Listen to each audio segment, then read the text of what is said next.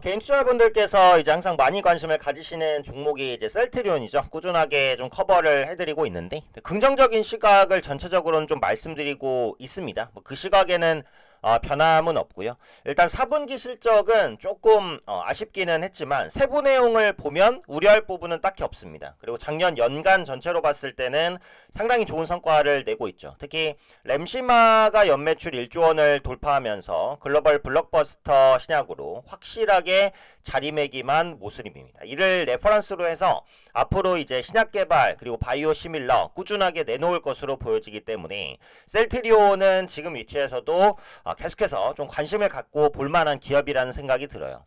다만 이제 수급이라는 게 항상 무겁게 움직이는 종목이 있습니다. 그 중에 하나가 또 셀트리온이기는 해요. 또 워낙에 개인 투자자분들의 물량이 높고 관심이 많은 그런 종목이다 보니까 수급이 조금 무거운 측면들이 있기는 하거든요. 다만 이런 부분들은 시간이 지나면서 완화되고 해소될 부분이라고 생각을 하니까 지금은 이제 시간을 좀 투여해야 되는 그런 기업이라는 생각은 듭니다.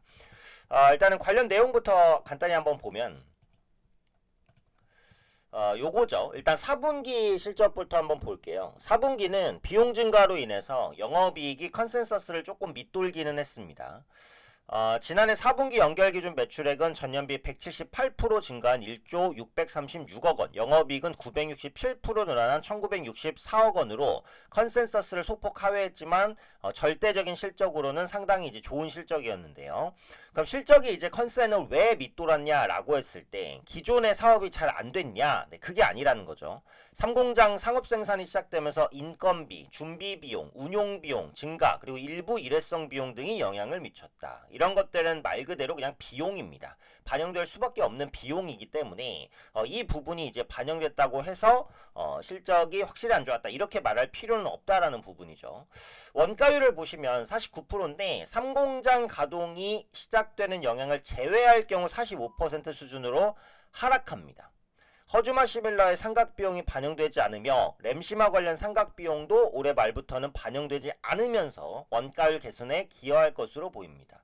원가율이 개선된다는 것은 뭐죠? 네, 순이익이 상승할 가능성이 높아진다라는 겁니다. 그 전체적인 매출 부분에서도 견고했다라는 거죠. 램시마, 트룩시마 기존 제품들의 견조한 점유율 증가 이어가는 동시에 램시마 SC 제형 변화 제품이죠. 베그젤마, 유플라이마 신규 제품 매출 비중도 커지고 있어서 올해 이익률이 개선될 것으로 전망이 된다. 쉽게 말하면 4분기는 일단 비용이 단기적으로 늘어나면서 실적이 부진했지만 주요 제품 중에 매출이 괜찮기 때문에 앞으로는 이런 비용 부담을 털어내고 성장을 이어갈 수 있을 것이다 라는 기대감입니다.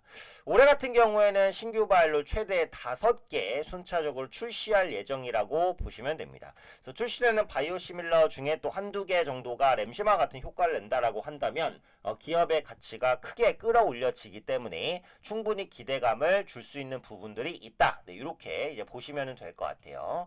자, 그래서 중요한 게 이제 램시마입니다. 1조 매출의 역사를 썼죠. K의약품으로 처음 블록버스터에 등극했습니다. 이 사진에 보이시는 게 램시마죠. 자가 면역 질환 치료제입니다. 성분명은 인플렉시맙인데 이제 램시마라는 명칭으로 불리죠. 블록버스터 의약품에 올랐다라는 부분인데 연매출 1조 2680억. 네, 어마어마합니다. 국내 의약품 중에 최초로 글로벌 블록버스터 의약품에 등극을 했다라고 보시면 되겠죠. 이렇게 많이 팔린다는 것은 뭐예요? 성능과 효과가 분명히 증명이 된 것이다. 이렇게 이제 보시면 되겠죠.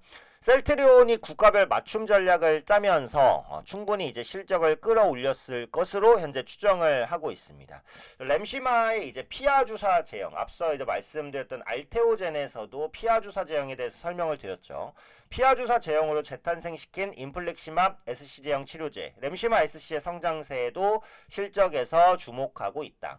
유럽에서의 성장세가 빠르게 좀 증가하고 있는 부분이 긍정적이다. 다만 이제 그 유럽 시장의 판매가 잘 되다 보니까 전체 유럽 시장 컨센서스가 많이 올라갔어요. 그러니까 높아진 눈높이를 약간 충족시키지 못한 부분은 있다. 다만 이제 성장 자체는 계속해서 이어지고 있다. 네, 이렇게 보시면 됩니다.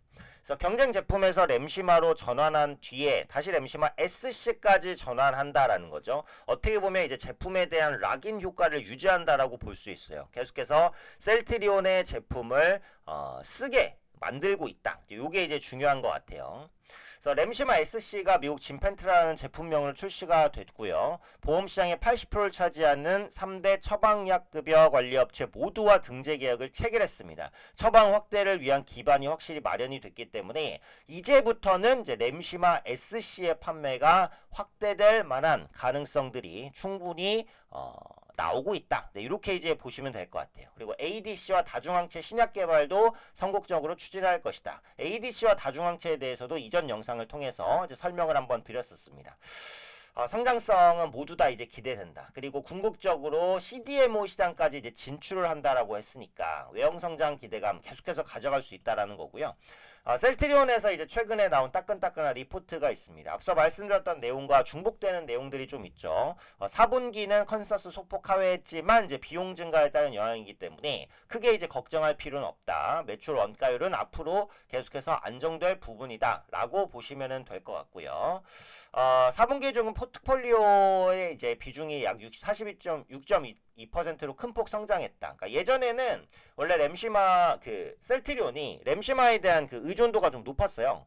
네, 근데 지금은 이제 포트폴리오가 확장이 됐죠. 램시마에서 램시마 SC로 넘어갔고 유플라이마, 베그젤마, 스테키마 계속해서 이제 포트폴리오를 확장을 하고 있기 때문에 그게 이제 실적의 성장성과 안정성을 같이 줄 수 있는 요인으로 작용한다. 이렇게 보시면 될 것 같아요. 베그젤마의 유럽 점유율은 4분기 30%를 초과했고 미국에서의 매출도 800억 이상의 매출을 기록했습니다. 상당한 고성장을 이어가고 있기 때문에 그만큼에 대한 기대감을 같이 한번 가져볼 수 있겠다라는 거죠. 요 그래프를 보시면 램시마 SC 매출 추이와 전망 그리고 유플라이와 매출 추이와 전망인데 요게 이제 허황된 매출 전망은 아닌 게 여기 21년 1분기부터 24년 4분기까지 이 정도의 가파른 속도로 우상향을 했잖아요. 그러니까 성장에 대한 기대감은 이때까지 증명하고 있다라는 거고 유플라이마도 보시면 2023년 1분기부터 최근까지 이렇게 우상향을 보였잖아요. 그래서 셀트리온의 이제 분명한 캐시카우로서의 자리매김을 할 수 있을 것이다. 이렇게 보시면 됩니다. 미국의 PBM 점유율 이런 부분들을 이제 참고사항으로 보시면 될 것 같고 신약에 대한 파이프라인 기대감도 충분하게 가져볼 수 있는 그런 위치까지 왔다라는 겁니다.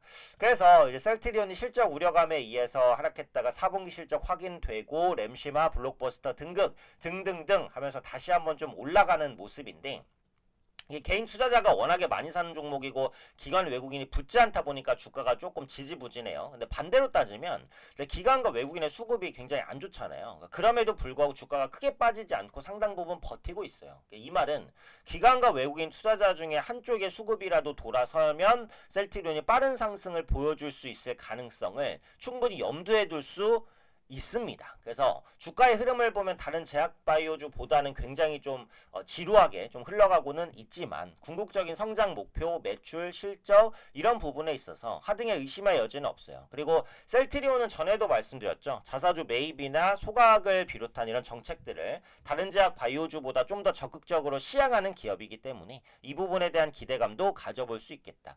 지금 단기적으로는 살짝 수렴 형태로 좀 가고 있는 듯한 느낌이에요. 이게 이제 상방 돌파 가 된다라고 한다면 19만원대에서 20만원대의 도달까지도 충분히 가능할 수 있다라고 봅니다. 어느 쪽으로 방향성이 잡히는지를 보고 기관과 외국인의 수급 중에 한 주체라도 좀 매수로 돌아서 준다면 조금 더 탄력적인 흐름을 보일 수 있다라고 판단이 돼요. 국내 이제 기대감을 줄 수 있는 제약바이오주 많기는 한데 또 그중에서 셀트리온 충분히 꼽을 수 있는 종목이니까요. 앞으로도 관심 있게 지켜보시면 좋을 것 같고 추가적인 이슈가 나올 때 계속해서 좀 체크를 해드리도록 하겠습니다.